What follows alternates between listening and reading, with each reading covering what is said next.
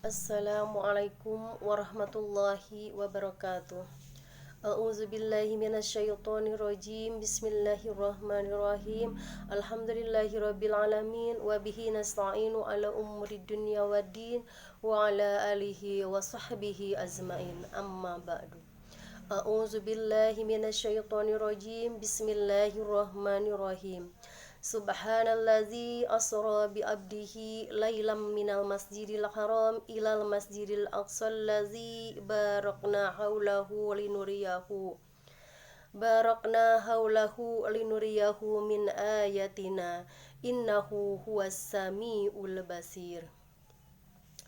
Pertama-tama, marilah bersama-sama kita panjatkan puji syukur kita ke hadirat Allah Subhanahu wa Ta'ala yang telah memperjalankan hambanya suatu malam dari Masjidil Haram ke Masjidil Aqsa yang diberkahi sekelilingnya dengan memperlihatkan kepadanya sebagian dari tanda-tanda kebesarannya. Sesungguhnya Dia Maha Mendengar lagi Maha Mengetahui.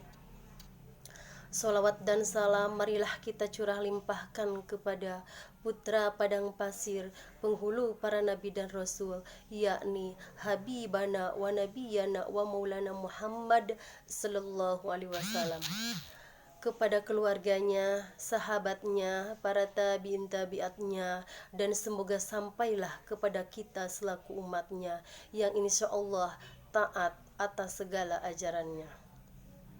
Tak lupa Ibu sampaikan terima kasih kepada Iqmal yang telah memberikan kesempatan kepada Ibu untuk menyampaikan ceramah singkat dalam acara Isra Mi'raj.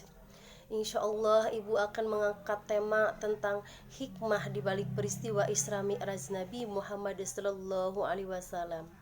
Semoga anak-anak yang Ibu sayangi dalam keadaan sehat walafiat dan dilindungi oleh Allah Subhanahu wa Ta'ala serta dijauhkan dari penyakit yang berbahaya.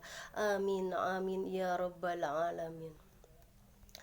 Anak-anakku sekalian, sebelum kita membahas materi mengenai hikmah di balik peristiwa Isra Mi'raj Nabi Muhammad SAW, kita harus tahu dulu apa itu Isra dan apa itu Mi'raj. Isra Mi'raj menjadi peristiwa penting bagi umat Islam karena pada peristiwa ini Nabi Muhammad SAW mendapat perintah untuk menunaikan sholat 5 waktu sehari semalam. Rasulullah SAW mengalami peristiwa Isra Mi'raj ini setelah mendapat kesedihan yang amat luar biasa. Nabi Muhammad ditinggal wafat oleh orang-orang yang dicintainya, yakni pamannya dan istrinya Siti Khadijah. Isra Mi'raj juga menjadikan satu dari mukjizat Nabi Muhammad SAW. Anak-anakku sekalian, menurut etimologi bahwa Isra adalah perjalanan malam, sedangkan Mi'raj adalah naik ke atas dengan tangga. Yang dimaksud dengan peristiwa Isra Mi'raj Nabi Muhammad adalah diperjalankannya Nabi oleh Allah di malam hari dari Masjidil Haram ke Masjidil Aqsa. Sedangkan Mi'raj adalah dinaikannya Nabi Muhammad dari Masjidil Aqsa menuju langit ketujuh dan dilanjutkan ke Sidratul Muntaha, yaitu suatu tempat goib yang tidak mungkin ditangkap oleh panca indera. Ada 3 hikmah di balik peristiwa Isra Mi'raj ini. Yang pertama, diturunkannya perintah sholat 5 waktu sehari semalam. Ketika Isra Mi'raj, sesampainya Rasulullah di Sidratul Muntaha dan menghadap kepada Allah, Rasulullah diberikan syariat untuk menunaikan sholat 5 waktu kepada Nabi dan umatnya. Perintah sholat yang diterima oleh Rasulullah menjadi salah satu perintah yang dipegang erat-erat dan Rasulullah teguhkan kepada umatnya agar jangan lalai dalam melakukan sholat. Karena ibadah sholat adalah tiang agama, sebagaimana Allah berfirman, A'udzubillahi minasyaitonirrajim, As-sholatu immaddudin. Sesungguhnya sholat itu adalah tiang agama yang menjadi kunci diterimanya amalan-amalan yang lain. hingga Nabi Muhammad berpesan pada detik-detik meninggalnya. Yang kedua, Isra Mi'raj bukan sebuah peristiwa sederhana, tetapi peristiwa yang menampakkan tanda-tanda keagungan Allah Subhanahu wa taala sebagaimana telah dijelaskan di dalam Quran surat Al-Isra ayat 1. Yang ketiga, Isra Mi'raj adalah sebuah perjalanan yang nyata, bukan hayalan ataupun mimpi. Dari ketiga hikmah tersebut, ada salah satu dari hikmah Isra Mi'raj Nabi Muhammad yang pertama, yaitu sholat. Sholat adalah salah satu ibadah yang amat penting dan harus dilakukan oleh setiap muslim. Sholat merupakan rukun Islam yang kedua setelah seseorang mengucapkan 2 kalimat syahadat. Muslim yang tidak melakukan sholat, maka dipertanyakan keislamannya. Kalau sholat itu penting, bagaimana tanda-tanda seorang sholatnya diterima? Jika seseorang setiap hari melaksanakan sholat tepat waktu namun tidak diterima, buat apa?